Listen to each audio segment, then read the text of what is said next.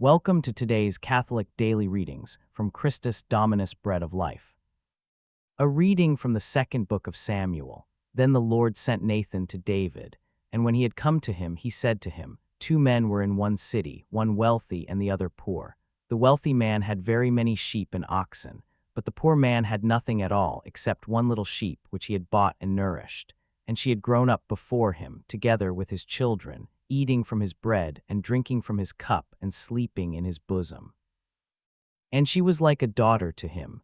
But when a certain traveler had come to the wealthy man, neglecting to take from his own sheep and oxen, so that he might present a feast for that traveler who had come to him, he took the sheep of the poor man, and he prepared a meal for the man who had come to him. Then David's indignation was enraged exceedingly against that man, and he said to Nathan, "As the Lord lives, the man who has done this is a son of death. He shall restore the sheep fourfold, because he did this word, and he did not take pity." But Nathan said to David, "You are that man. For this reason the sword shall not withdraw from your house, even perpetually, because you have despised me, and you have taken the wife of Uriah the Hittite, so that she may be your wife. And so, thus says the Lord, Behold, I will raise up over you an evil from your own house, and I will take your wives away before your eyes, and I will give them to your neighbor, and he will sleep with your wives in the sight of this son, for you acted secretly. But I will do this word in the sight of all of Israel, and in the sight of the son." And David said to Nathan, "I have sinned against the Lord." And Nathan said to David, "The Lord has also taken away your sin. You shall not die. Yet truly, because you have given occasion to the enemies of the Lord to blaspheme, because of this word, the son who was born to you, dying he shall die." And Nathan returned to his own house, and the Lord struck the little one, whom the wife of Uriah had borne to David, and he was despaired of. And David begged the Lord on behalf of the little one. And David fasted strictly, and entering alone, he lay upon the ground. Then the elders of his house came, urging him to rise up from the ground. And he was not willing, nor would he eat a meal with them.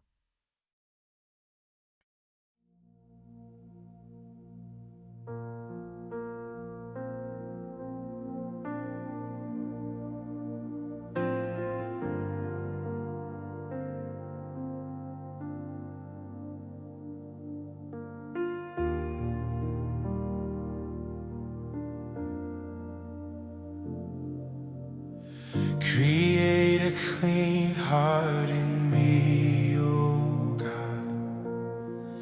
Renew within me a steadfast spirit. Do not cast me from your presence. Do not take your holy breath from me.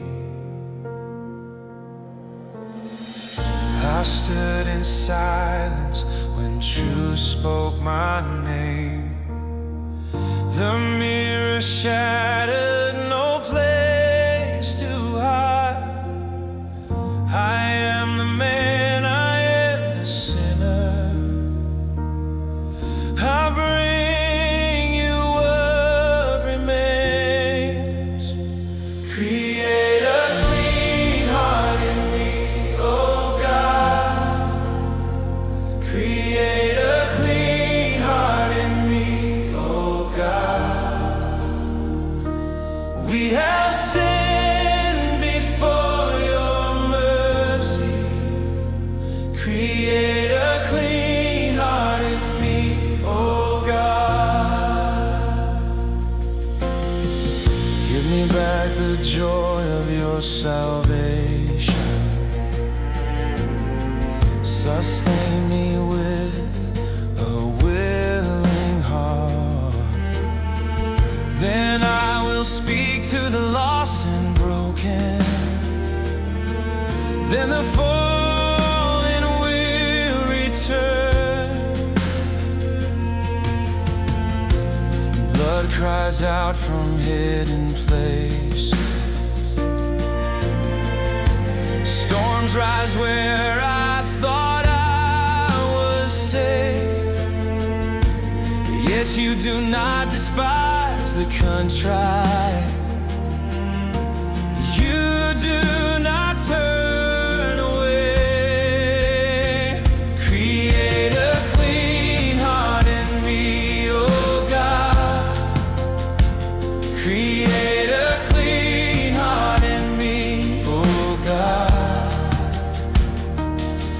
stand exposed, we stand undone.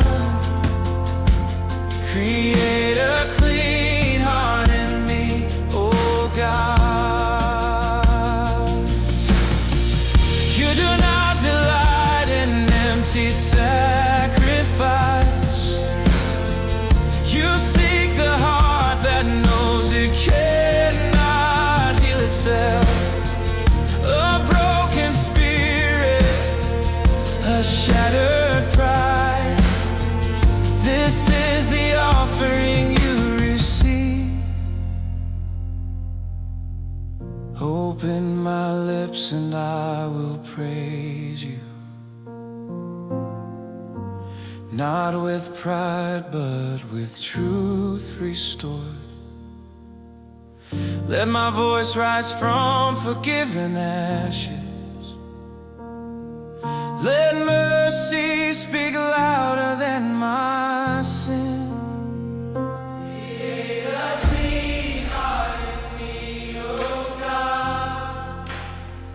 Create a clean heart in me, oh God. From the king to the child cast aside, create a clean heart in me, oh God. Speak peace into the storm within us. Still the waters we cannot command. Create a clean heart in us, oh God. Create a clean heart in us.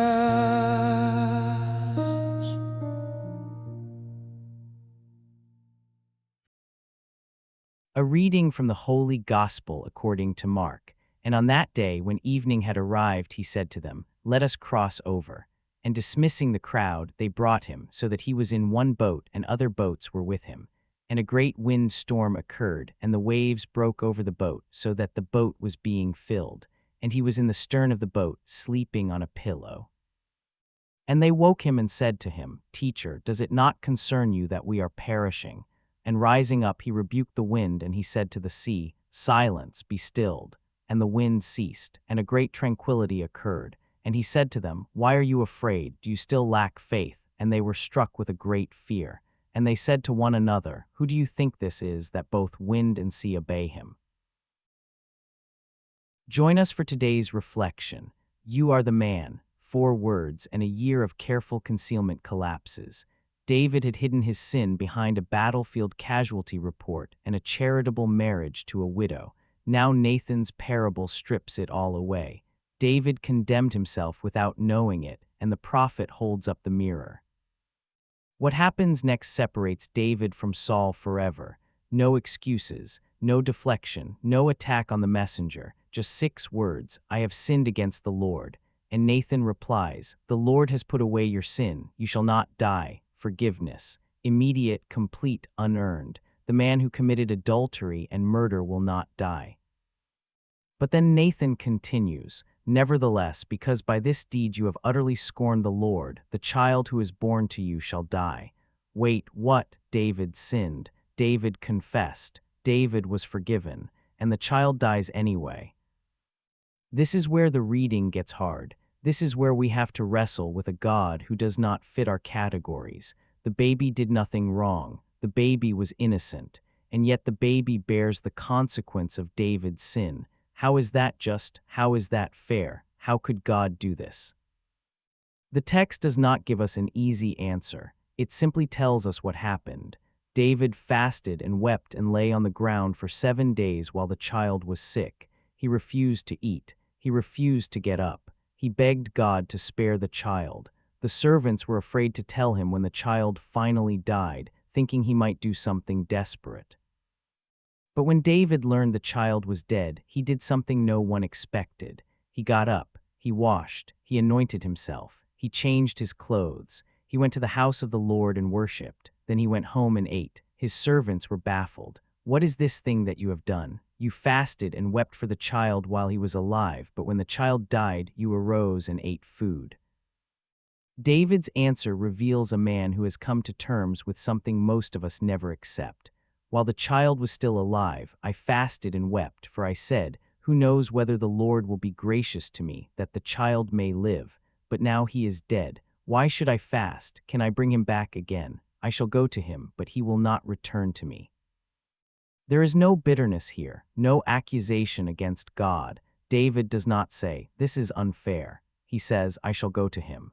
Even in grief, David trusts that death is not the end, that he will see his child again. But we are still left with the question, why did the child have to die? Nathan gives us a clue. Because by this deed you have utterly scorned the Lord and given great occasion to the enemies of the Lord to blaspheme. David's sin was not private. The king of Israel, the man after God's own heart, the author of Psalms that taught the nation to worship, this man had made a mockery of everything he claimed to believe. If David could sin without consequence, what did that say about the God David served? The enemies of Israel would say, "Look at their king, look at their God. Neither one takes righteousness seriously." The child's death was not punishment for the child. It was the consequence of sin rippling outward, touching the innocent, demonstrating that our choices do not stay contained. David's sin killed Uriah. It killed the soldiers who died in the cover-up, and it killed his own son. Sin is never private. It always spreads. It always costs more than we expect, and the bill often comes due on those who did not choose it. This is not comfortable. It is not tidy, but it is true. The psalm cries out, "Create in me a clean heart, O God." The word create is bara, the same word used in Genesis when God made the universe from nothing. David is not asking for repair. He is asking for resurrection. Make me new, start over, because I cannot fix what I have broken.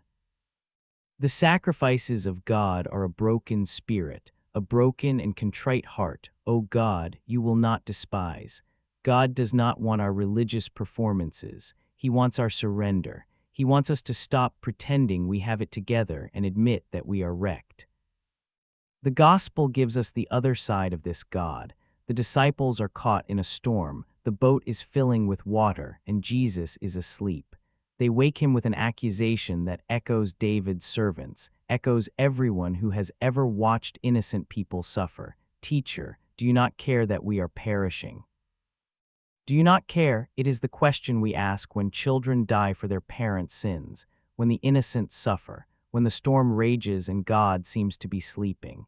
Jesus stands up and speaks to the chaos. "Peace, be still." The wind stops. The sea goes flat, and the disciples are more terrified than before because they suddenly realize who is in the boat with them.